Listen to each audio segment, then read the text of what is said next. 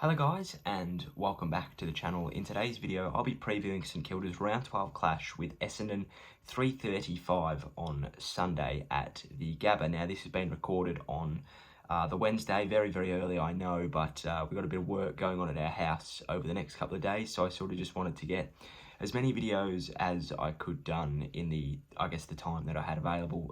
So the teams aren't out yet. Nothing's really out in terms of the game. Essendon haven't even played Gold Coast yet. So yeah, we'll get into it off the basis of sort of what I know, and hopefully the Saints can respond in a big way after a pretty lacklustre performance on Monday night. Now the first thing I do want to say is, I don't know, I think that this is a response game.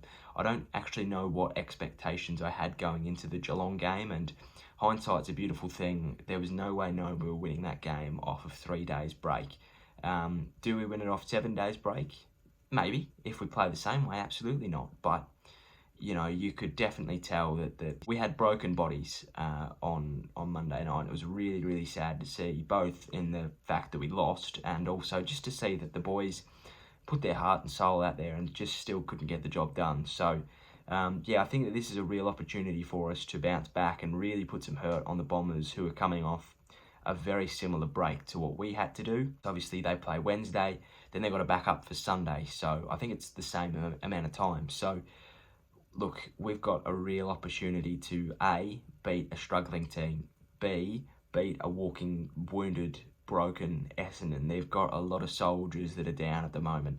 And C, this is a chance to rebuild our confidence. We've been pretty low on it as of late, and after Monday, well, we had confidence, didn't we? We'd won 4 in a row, but Monday would have just deflated everything out of them. So we need to really pump the tyres back up again and go to war against the Bombers. So I am looking forward to it. Now, I don't know the teams, as I said. Rat said in his press conference that Seb Ross should be right to go, so expect him to come back into the team. I'm assuming that it'll probably be Jones and Ross in for, I don't want to say it, Vital and Hill. They're who I think he'll swap for. Damn, that sucks. I hate the Jack Vitale's out. That really hurts. But I can just see it happening now. Either that or they take Dean Kent out, but he's been playing well. So, or Nick Hind. There's options, which is good for Vitale, because he deserves to keep his spot. 18 disposals in a losing effort against that midfield that's 25 on a good day. So, yeah, that's who I sort of think. If we have to make a change, maybe Ryder comes back in. I don't know, Ryder for Phillips, but I hope that Phillips keeps his spot. God damn it, it's such a terrible conundrum that we're stuck in. But yeah, I think this is a real opportunity. We need to respond in a big way. Our pressure had dropped off. Our forward pressure was still actually there, but we just couldn't get it down there. So it's always an issue when your best attribute is being unused.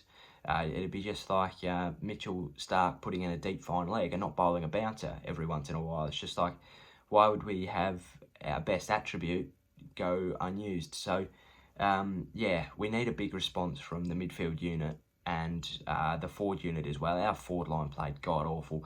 Max King missed a shot, or not a shot, but shots he would usually hit. I think he missed twice from very gettable ranges. Dan Butler played terribly, 4 disposals, I think 17 Supercoach, so that's god-awful, both for my team and for our team. Nick Hind, I didn't see him. Who else plays in our forward line? Membry was just a little bit, he was out of form. I think Ryder does add, the Ryder Marshall sort of hoopla, that does add a lot to our forward line, but when you can't get it down there, it's really difficult. Now, defence was just as bad. Clark, Patton and Caulfield all played all right, but nothing as to what they usually would. Howard didn't play very well. Carlisle played all right, but just, he just got outworked by Tomahawk. Somebody put it in the comments and they were god bloody right. I was god bloody wrong. Bloody hell. And who else plays in our backline? Cal Wilkie just made some mistakes that he normally wouldn't. But it just shows that he's human, because he rarely ever makes a mistake.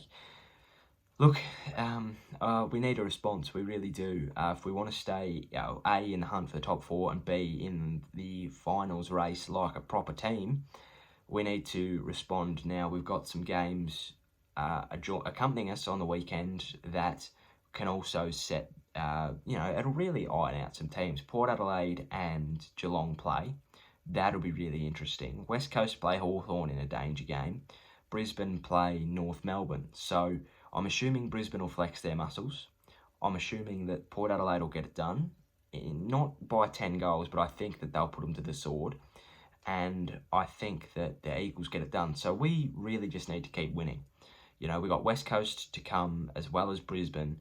And we've got Melbourne probably in between those two. So I don't know when we'll play West Coast, but I know that we've got Brisbane and Melbourne. So this is the game that we just need to lift us up a little bit, hit Brisbane head on, and then hopefully we can just roll through Melbourne and keep snowballing at the right time.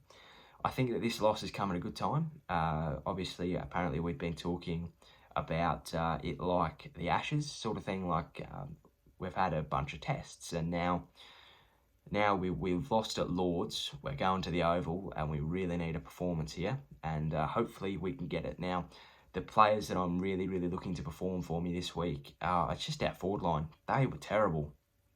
I mean, when 2 goals come from your midfield, 2 goals from Ed Phillips, 1 goal from Billings and 1 from Battle, I mean, I'll give Battle the forward pass, like he gets a tick. But when 3 out of your 4 goals come from your midfield, I mean, it's not enough. It'll never be enough. I mean, it just sucks.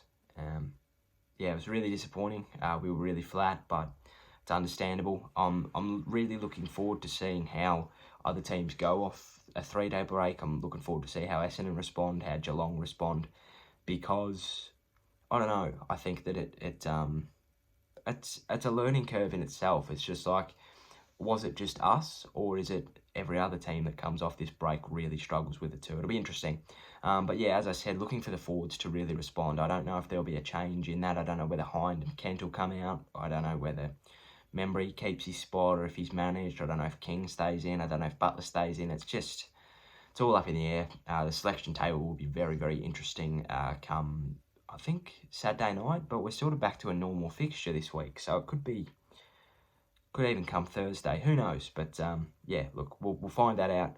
Cross that bridge when we come to it. We need a big response this week. I'm going to tip us by 5 goals. I just think that Essendon, being who they are, where they are, and who they've got at the moment, being, 10th on the ladder, 3-day break, walking wounded, hopefully Gold Coast rip them apart tonight, just to add a little bit more onto it.